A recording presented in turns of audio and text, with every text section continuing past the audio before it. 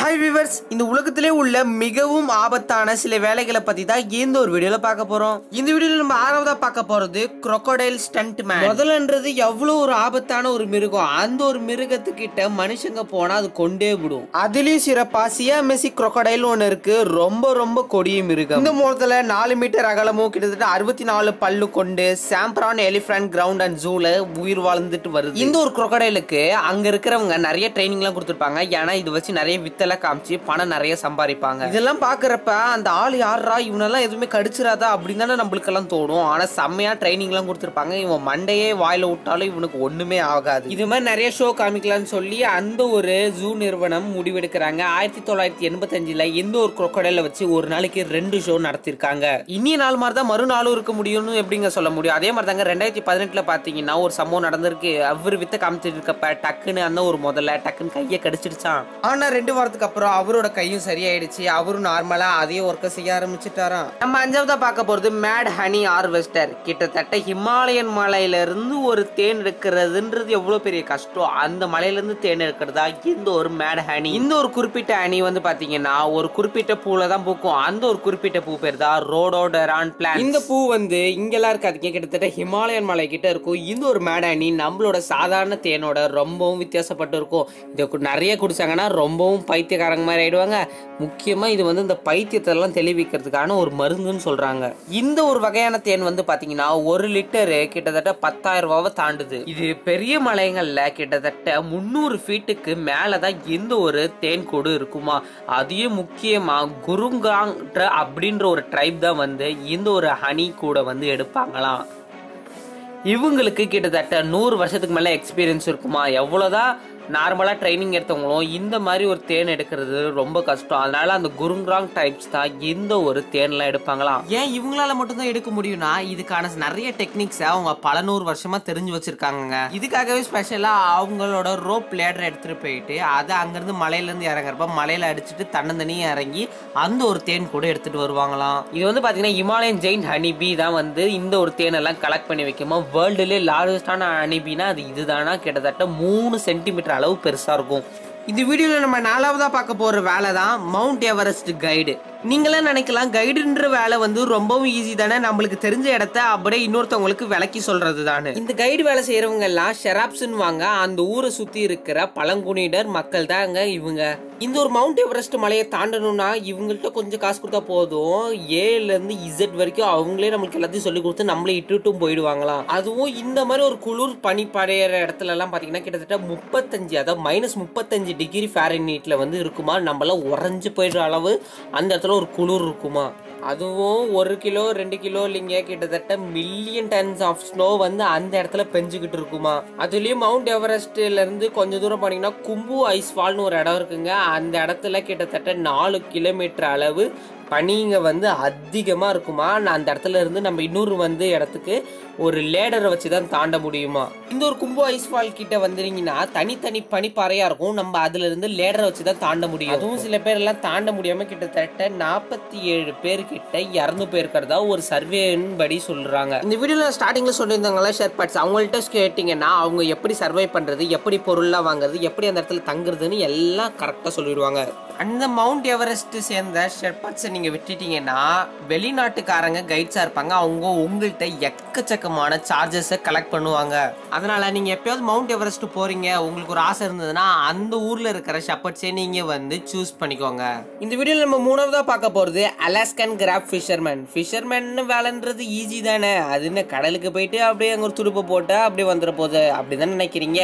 ஆனா நீங்க நினைக்கிறதோட 100% தலைக்கீழ தான் இந்த ஒரு அலாஸ்கன் கிராப் வந்து ரொம்பவும் வேறுபாடு கொண்டது. இந்த ஒரு அலாஸ்கன் கடல்ல கிட்டத்தட்ட 300 பேர் மேல இறந்துருக்காங்க. படகு எடுத்துட்டு நடு கடலுக்கு போனா உயிர் வாழ்றதே பெரிய விஷயம். ஏன்னா அவ்வளவு ஃப்ரீஸான தண்ணிங்க அங்க இருக்கும். அந்த ஒரு தண்ணியில நம்ம உயிர் வாழணும். அது மட்டும் இல்லாம நிறைய அலைகள்லாம் தாண்டி தாண்டி போயிட்டு வந்துகிட்டு இருக்கும். அதுவும் அந்த அலாஸ்கன் கிராப் வந்து ரொம்பவும் பெருசானது, காசும் ரொம்ப அதிகம்.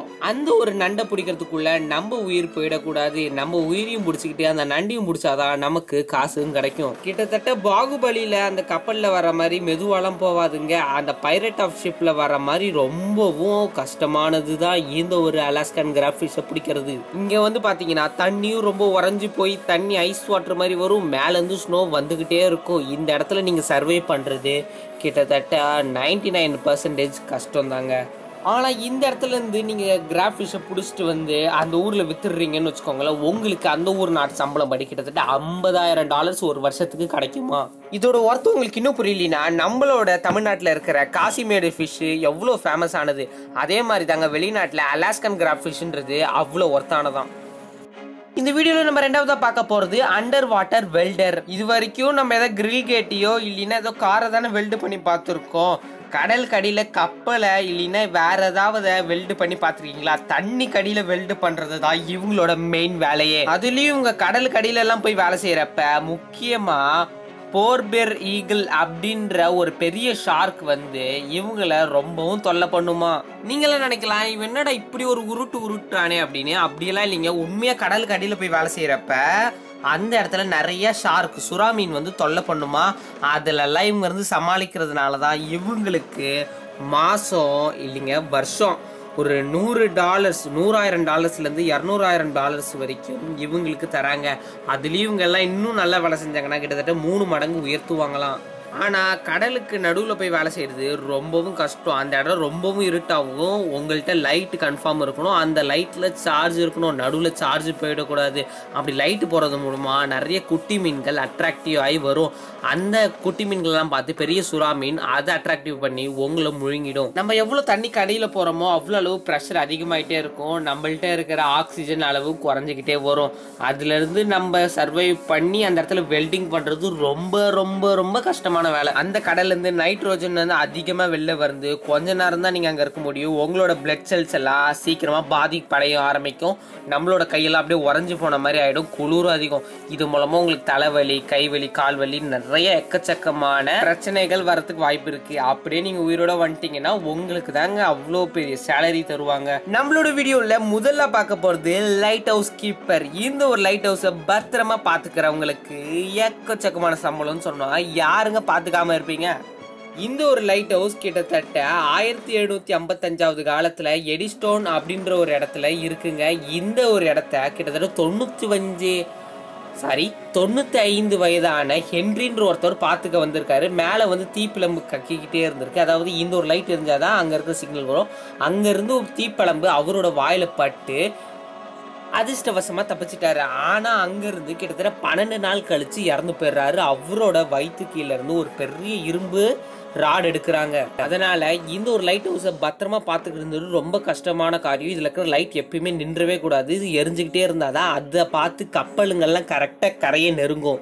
இதே மாதிரி சம்பவம் இன்னொன்று நடந்திருக்குங்க. ரோட் ஐலாண்ட் அப்படின்ற ஒரு இடத்துல கிட்டத்தட்ட 50 வயசான ஒரு ஆளு 1938ல வால்டர் அப்படின்றவர் தான் இவரோட பேரா இருந்திருக்கு. இவரோட கண்காணிப்புல இருந்திருக்கு இந்த ஒரு லைட் ஹவுஸ். இந்த இடத்துலயும் செமையான அலைகள்லாம் அடிச்சிருக்கு. நார்மலா லைட் ஹவுஸ் இருந்தாலே அலைகள் வந்துகிட்டு இருக்கும். இந்த ஒரு இடத்துல தான் ரொம்ப பெரிய பிரச்சனை நடந்திருக்கு. கிட்டத்தட்ட ரொம்ப அலைகள் வந்து இந்த ஒரு லைட் ஹவுஸ் நாசம் பண்ணிடுச்சு. இந்த ஒரு லைட் ஹவுஸ்க்குள்ளதான் அந்த ஒரு வால்டரும் இருந்திருக்காரு. வால்டர் கருத அதோட ஓவர் ஆயிடுச்சு. அதனால இந்த ஒரு லைட் ஹவுஸை பராமரிக்கிறதும் பார்த்துக்கிறதும் ரொம்ப ரொம்பவும் கஷ்டமான விஷயம். ஆனா இதை பார்த்துக்கிறவங்களுக்கு கிட்டத்தட்ட $45,000 per இயருக்கு கிடைக்குது. வீடியோ பார்த்துக்கிட்டு இருக்க நீங்க என்ன வேலை செய்றீங்கன்றதை மறக்காம கமெண்ட் பண்ணிடுங்க. இந்த வீடியோ பற்றி லைக் பண்ணுங்க, ஷேர் பண்ணுங்க, மறக்காம நம்ம சேனலை சப்ஸ்கிரைப் பண்ணுங்க. இன்னொரு அமேசிங்கான வீடியோல பார்க்கலாம். Tata bye bye, see you.